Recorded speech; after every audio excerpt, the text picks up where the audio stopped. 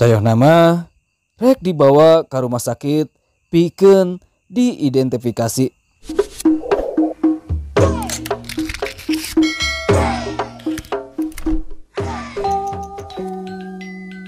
Assalamualaikum warahmatullahi wabarakatuh.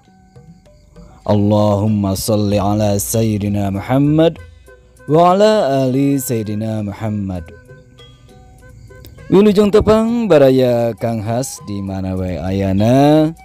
Insyaallah dina ieu waktos Kang Has saja ngadugikeun hiji carios pondok basa Sunda yasana Kang Ihsan Wahyudi. Kalayan judul Rungkun Awi Cisoka. Yang akan kesepuhan.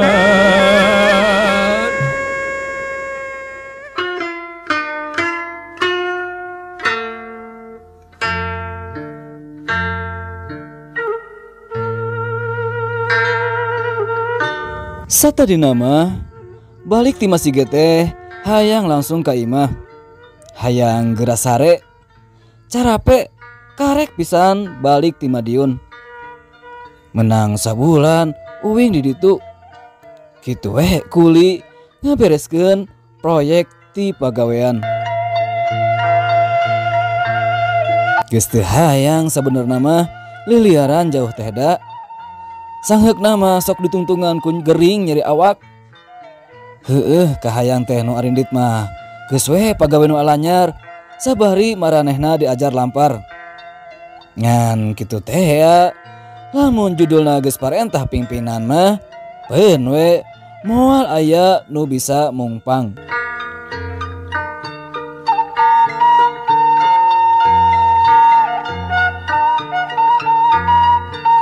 Karek oge jerut tina golodok masigit teu kanyahoan bau teh geus aya gigireun.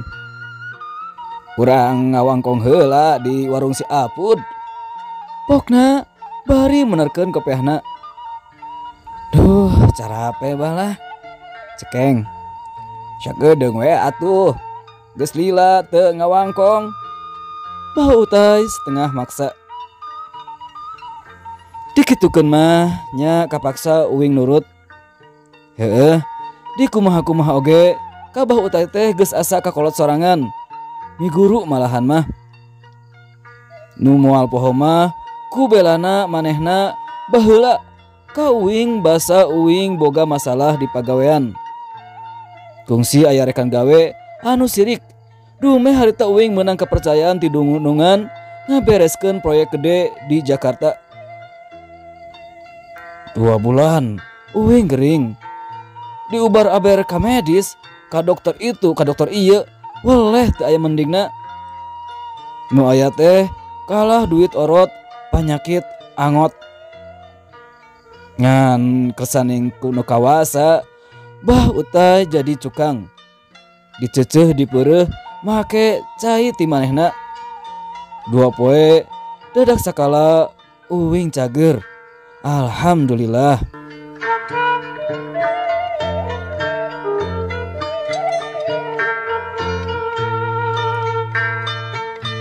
Wangkongan di warung mahnya kitu we. Sebulang bentor ngaler ngidul. Boa malah loba seuseuri anak-anak. Kitu nama hitung-hitung RNR, Rest and Recreation we. Meureun ceuk urang kulon mah. Komo si Apud warung mah wantu jelemana tukang heureuy.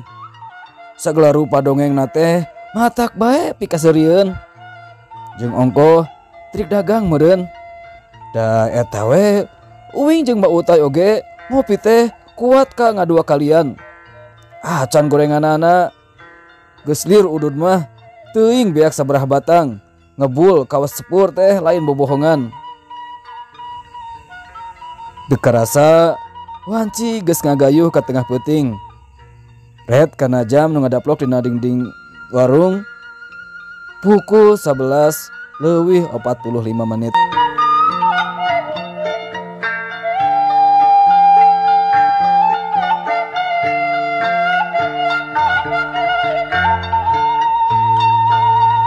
Bah, geus peuting ah. Cekeng bari babatek. Bah Utai ngareret kana jam. Kurang ge rek tutup ah. Cek si Apud milu nyarita.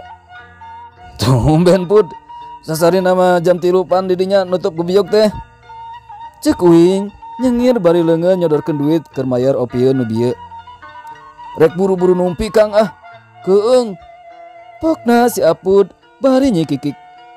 Dah borangan didinya mah Sarpud. Nu geus maot mah da moal hirup deui deuleu. Omong Bah Utai. Uing ngadengi kitu teh rada kerung. Nah, kunaon kitu bah? Uing nanya. Bari panon mencerong ka manehna. Heuh nya, pan Ujang mah karek balik. Bah Utai ngahehe. Teu diingkekeun deui. Tidinya tuluy barabat we. Bah Utai nyaritakeun kejadian nu kungsi tumiba ka ieu lembur salila Uing di Madiun. Horeng saminggu ka tukang teh cenah aya kejadian nu matak gujrud. Caritana di mimitian basa pebeberang si Ukri rek ngarit. Teu ku hanteu manehna beut manggihan layon nu ngabebengkang dina kaayaan nu pikawatireun. Dadana gudawang. Taksiran mah ditoblas ku pakarang seukeut. Sabada direreskeun tina rupana mah cenah sidik lain jelema urang lembur ieu. Tidinya tuluy wes Ukri tulung-tulungan. Rob jelema maruru ke tempat eta. Malah telila polis oge daratang. Layon dipariksa kalayan gemet. Telila tuluy dibawa kana ambulan. Tayah nama rek dibawa ke rumah sakit pikeun diidentifikasi.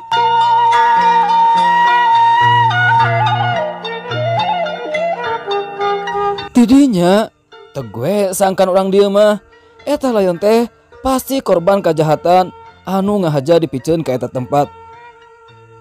Uing salila Bah Utai cumarita teh teu loba tatanya ngan hatewe nu teu eureun ngucap istighbar.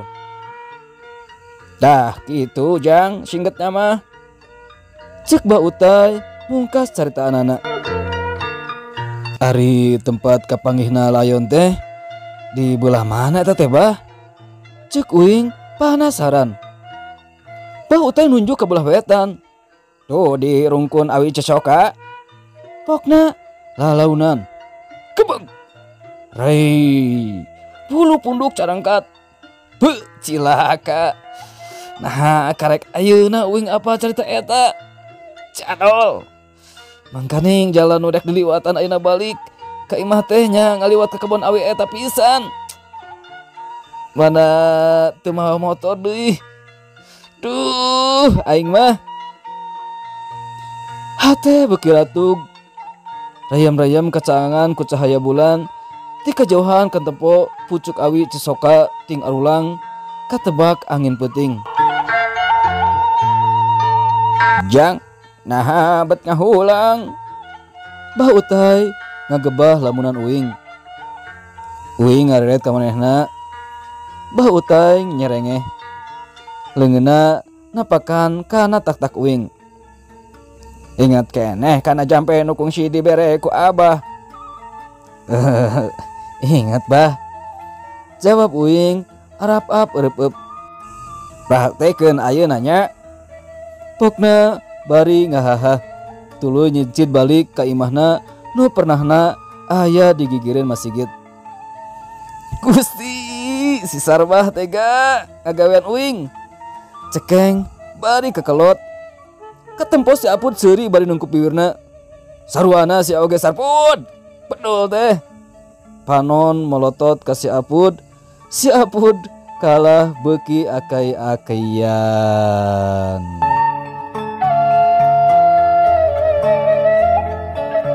Cag baraya sakitu anu kapihatur carios pondok rungkun awi Cisoka yasana Kang Ihsan Wahyudi.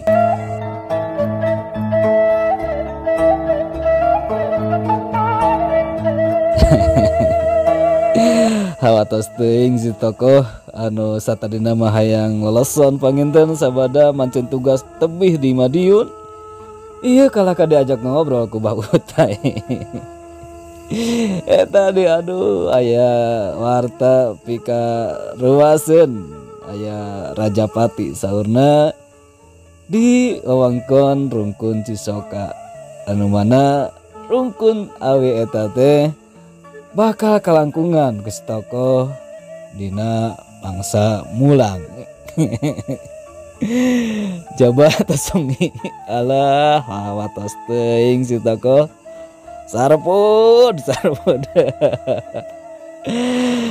Maka papanjangan hatur nuhun Kang Ihsan anu tos mercantenkeun carosna ka Pribodos mugia katampi kalayan kabingahan.